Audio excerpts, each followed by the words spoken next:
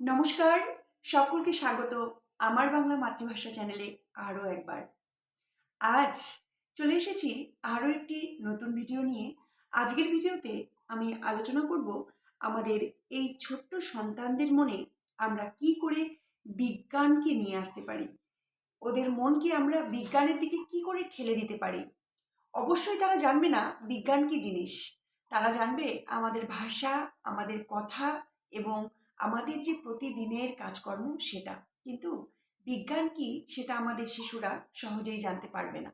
কিন্তু আমরা আমাদের শিশুদেরকে কিভাবে বিজ্ঞানের দিকে এগিয়ে দিব সেরকমই কিছু কৌশল নিয়ে আজ আমি চলে এসেছি।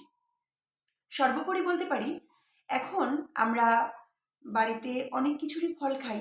যেমন কিছু ফল বলতে এখন আমরা কাঁঠাল খাচ্ছি, আম খাচ্ছি। এবারে আমরা যদি শিশুদেরকে বলি, চলো আজকে আমরা একটু মাঠে যাই, মাঠ থেকে আমরা অল্প একটু গোবর নিয়ে আসতে পারি। অনেকের বাড়িতেই আমাদের গোবরটা থেকে থাকে না, অনেকের বাড়িতেই আমাদের গরু থাকে, তাহলে আমরা সেখান থেকে গোবরটা নিতে পারি। বা যাদের বাড়িতে আমাদের গোবর নেই, আমরা শিশুকে মাঠেও নিয়ে যেতে পারি, তাতে একটু তার শরীর স্বাস্থ্যর পরিচর্যা হবে। সাথে আমরা গোবরটা নিয়ে আসতে পারি, গোবরটা নিয়ে এসে কিছুটা মাটিতে আমরা মিশিয়ে দিতে পারি। যদি আমরা আমাদের সন্তানকে মাঠে নিয়ে যাই, সেখানে সে মাঠ সম্পর্কে পরিচিতি পাবে। সে গোবরটা যে আমরা পাচ্ছি, যদি আমাদের বাড়িতে গরু থেকে না থাকে, তবে সে গরু সম্পর্কে একটা ধারণা পাবে। এবার গরুর যে গোবরটা আছে সেটাকে আমরা বাড়িতে নিয়ে আসছি, বাড়িতে নিয়ে এসে মাটিতে মিশাচ্ছি, তারও একটা সে সঠিক ধারণা পাবে। এবারে আমি যখন মাটিতে গোবরটাকে মিশাবো, অবশ্যই সন্তানকে সাথে নিয়ে আমি মাটিটার সঙ্গে গোবরটাকে মিশিয়ে রাখবো। এবারে সেই মাটিটা আমি কোনো একটা পাত্রে, সেটা আমার মাটির পাত্র হতে পারে কিংবা আমার কেনা কোনো টব হতে পারে, আমি সুন্দর করে সেই মাটিটাকে ভরে দিব। এবারে আমরা যে সমস্ত ফল বাড়িতে খাচ্ছি, সব ফলের বীজ দিয়ে যেমন বাড়িতে আমাদের গাছ লাগানো সম্ভব নয়, যেমন বর্তমান কাঁঠালটা খুবই আমাদের বাড়িতে বা আমাদের বাজারে পাওয়া যাচ্ছে।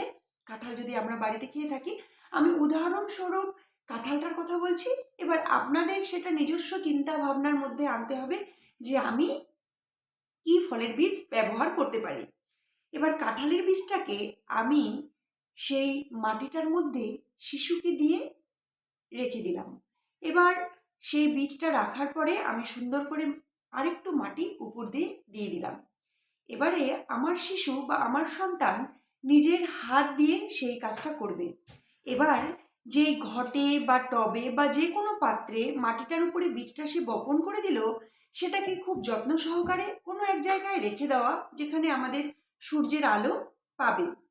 এবারে ধীরে ধীরে ধীরে ধীরে দেখা যাবে, দিন চলে যাবে, কিন্তু আমার শিশুর মনে একটা আগ্রহ জন্মাবে যে মা যে আমাকে এই কাজটি করালো।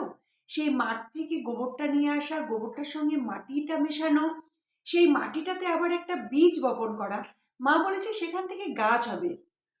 তো সেই গাছটা দেখার জন্য আমার সন্তান বা আপনাদের সন্তান একটা আগ্রহ রেখে দিবে। আর তার একটা মনে মনে সবসময় উদ্বেগ থাকবে যে আমি যেই কাজটি করেছি আর মা যে বলেছে এখান থেকে একটা গাছ জন্মাবে, সেটা কবে হবে। সে প্রত্যেক দিন প্রতিনিয়ত সেটার কথা মনে রাখতে পারবে। আর কিছুদিন পর বা একদিন পর বা কিছু কিছু সময়ে আপনাকে সেই প্রশ্ন জিজ্ঞেস করবে যে মা আমি যেই কাজটি করেছি, গাছটি কবে বেরোবে। তার একটা অধীর আগ্রহ থাকবে। এতে করে তার নতুন নতুন কিছু করার বা নতুন কিছু চেনার জানার আমার শিশুর বা আপনার সন্তানের আগ্রহ জন্মাবে। এবারে ধীরে ধীরে দিন অতিক্রম হবে, কোনো এক সময়ে সেই কাঁঠালের বীজ থেকে চারা কিন্তু বেরোবে। তাহলে চারাটা যখনই বেরোবে, একটা সেই চারাটাই যদি সঠিকভাবে যত্ন করা যায়, তাহলে একটা বিশাল গাছে পরিণত হবে। এবারে সেটা গাছ হবে কি হবে না সেটা তো অনেক পরের কথা, বা আমরা কতটা যত্ন করতে পারবো কি যত্ন করতে পারবো না সেটা অনেক দূরের কথা।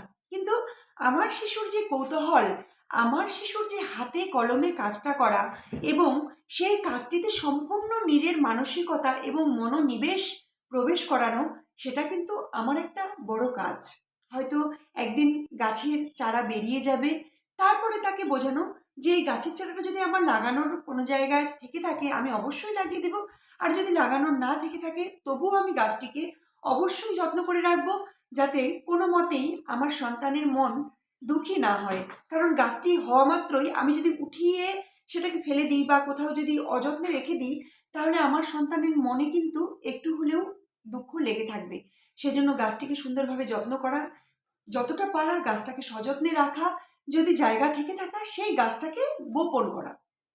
এতে করে সন্তান মনে মনে খুব আনন্দিত হবে, আর এই আনন্দদানের মধ্য দিয়ে তার মধ্যে একটা বিজ্ঞানের ভাব চলে আসবে। সে কিন্তু বুঝবে না বিজ্ঞান জিনিসটা কি, কিন্তু তার মধ্যে আমাদের এই ছোট ছোট কার্যকলাপের মধ্য দিয়ে তার মনে বিজ্ঞান কি সেটা কিন্তু আমরা সঞ্চার করাতে পারি। এরপরে আমরা বলতেই পারি যে এই ছোট্ট গাছটি একদিন বিশাল আকার ধারণ করবে, এরই ডালপালা হবে, এরই ফুল ফল হবে, আবার এরই পাতা বিস্তর একটা জায়গা নেবে। এই গাছটি আমাদের ছায়া প্রদান করবে, যে গাছের পাতাগুলো হবে আমাদের পশুরা খাবে। গাছটা অনেক বড় হবে, সেখানে পাখিরা বাসা করবে। এরকম বিস্তর বিস্তর বিস্তর বিস্তর আমাদের নিজস্ব চিন্তা ভাবনায় আমরা শিশুদেরকে জ্ঞান দিতে পারি। আশা করি এইভাবে ছোট ছোট ক্রিয়াকলাপের মধ্য দিয়ে আমরা শিশু মনে বিজ্ঞানের যে ভাব, বিজ্ঞানের যে আমাদের মূল বিষয়গুলো আছে, আমরা সেটাকে তুলে ধরতে পারি। ভিডিওটি যদি ভালো লাগে অবশ্যই লাইক করবেন, কমেন্ট করবেন এবং চ্যানেলটিকে সাবস্ক্রাইব করে যাবেন আগামী দিনের নতুন নতুন ভিডিও এবং নোটিফিকেশন পাওয়ার জন্য। সকলকে নমস্কার।